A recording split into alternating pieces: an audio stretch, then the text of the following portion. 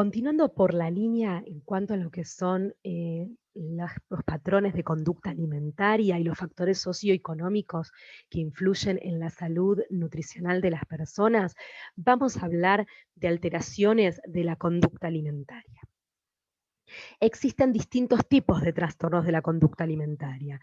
Podemos mencionar lo que es anorexia nerviosa, bulimia nerviosa, trastornos por atracones, vigorexia, pica y trastorno alimentario no especificado.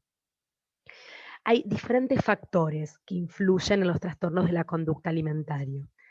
Por un lado tenemos los factores predisponentes, que son, por ejemplo, los socioculturales, ligados a la sociedad y donde la persona vive. Los factores familiares, es decir, dentro del núcleo familiar, individuales, la autonomía, perfeccionismo y autoestima. Después tenemos factores que son precipitantes, por ejemplo, ciertos factores que generan estrés, o sea, que son estresores, actitudes anómalas en cuanto a lo que es el peso y la figura, dietas extremas y la pérdida de peso, y factores perpetuantes, atracones, purgas y secuelas fisiológicas y psicológicas. La anorexia nerviosa sí se va a diagnosticar por diferentes criterios. Ingesta oral disminuida e inferior a los requerimientos a pesar de un bajo peso, miedo intenso a subir de peso y alteración de la percepción del peso corporal y del propio cuerpo.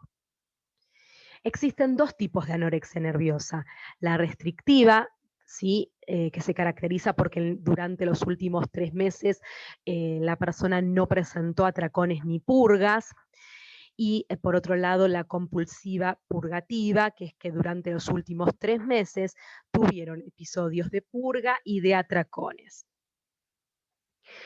La anorexia nerviosa genera distintas consecuencias clínicas a nivel gastrointestinal. Frecuentemente se confunden, por ejemplo, con síndrome de colon irritable.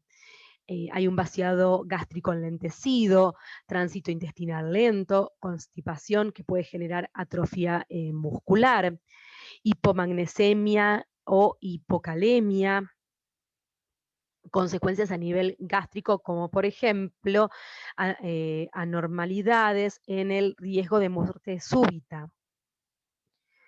Densidad mineral ósea. El pico de masa ósea ocurre durante la adolescencia.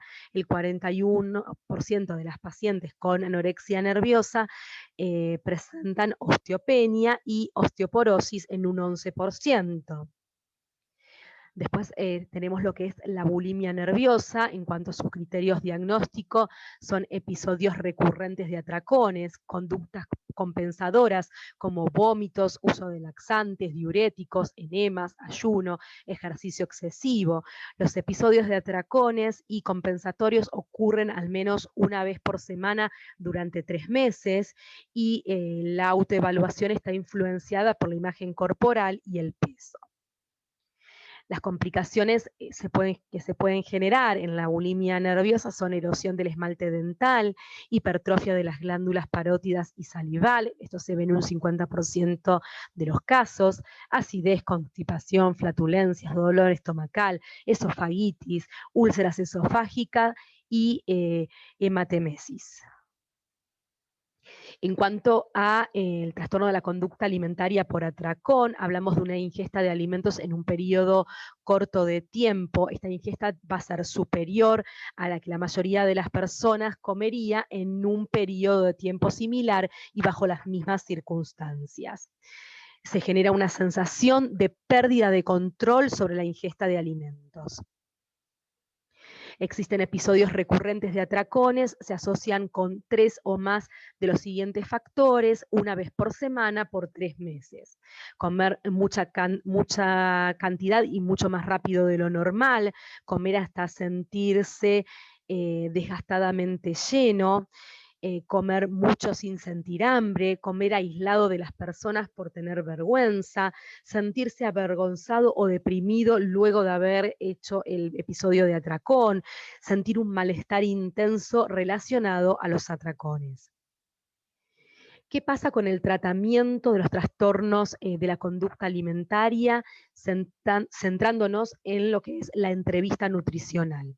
Lo que se va a evaluar es la historia del trastorno alimentario, o sea, cuándo inició, antecedentes de otros trastornos, las comorbilidades, en cuanto a los hábitos alimentarios, por ejemplo, cuáles son las preferencias, o sea, qué es lo que le gusta comer a la persona, qué es lo que come efectivamente, cómo, con quién, dónde come, si ingiere alcohol.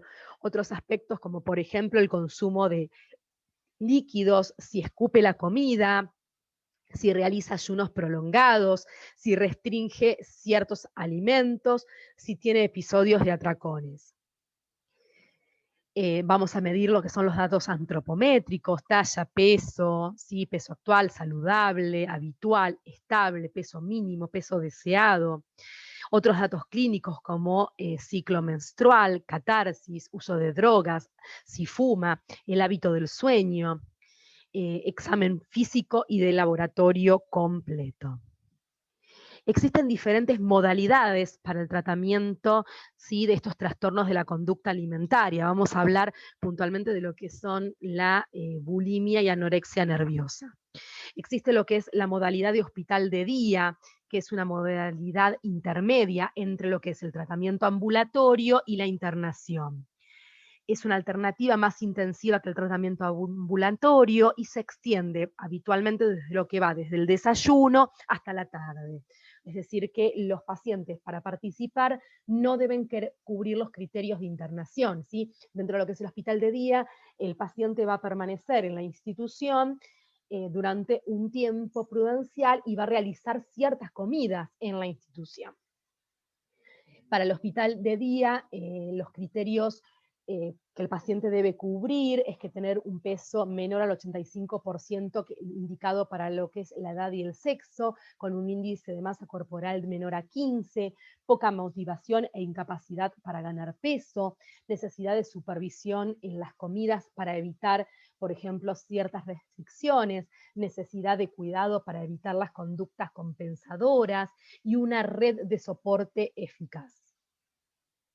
Las indicaciones para lo que es internación, un peso menor al 85% del estimado para la edad y la talla, con un índice de masa corporal menor a 15 en el adulto, poca motivación, incapacidad de ganar peso, necesidad de supervisión en todas las comidas para evitar una ingesta restrictiva, necesidad de una estructura de cuidado para evitar conductas compensatorias y una red soporte ineficaz. También tiene que estar indicada en cuanto a lo que es la negativa a la ingesta, el abuso incontrolado de laxantes o diuréticos, puede haber pérdida de control en los episodios de atracones y o purgas, falta de colaboración y fracaso del manejo ambulatorio, intento de autolesionarse o intentos suicidas, y patología psiquiátrica aguda como por ejemplo psicosis. Y por último, el modo ambulatorio, ¿sí? Si bien en todos los módulos se trabaja interdisciplinariamente, no debemos descuidar que el módulo ambulatorio también se maneje de forma interdisciplinaria, donde va a participar la nutricionista, el psicólogo, el médico clínico o pediatra, el médico psiquiatra, otros como por ejemplo ginecólogo, diabetólogo, endocrinólogo y toda la red de acompañamiento personal que va a necesitar el paciente. El objetivo del tratamiento ambulatorio va a ser normalizar la conducta alimentaria y el peso. Se va a basar en psicoeducación para pacientes y red de acompañamiento, consultas con nutrición, psicología y psiquiatría, controles clínicos ginecológicos, diferentes grupos de autoayuda como de nutrición para manejar la ansiedad social, entrenamiento emocional y grupos, por ejemplo, recreativos como yoga, talleres de teatro, etc. En el plan de alimentación tiene que ser personalizado, mecánico, normocalórico, muy bien pautado y fraccionado, ¿sí? Se va, para incorporar ciertos alimentos que son temidos para el paciente, se va a pautar con el paciente qué alimento se va a incorporar cada semana, se debe indicar el tamaño de la porción, el acompañamiento efectivo de alguien que esté presente durante la incorporación de este nuevo alimento.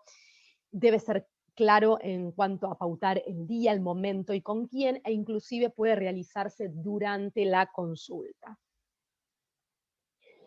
Hay que tratar de anticipar malestares, alteración en la sensación de hambre y saciedad, evitar que se preparen y sirvan sus propios alimentos, tratar que el momento de la comida sea un ambiente libre de tensiones, para que la persona no tenga una excusa en dejar de comer, no hablar acerca del trastorno de la conducta alimentaria, ni de lo que se come durante el momento de la comida.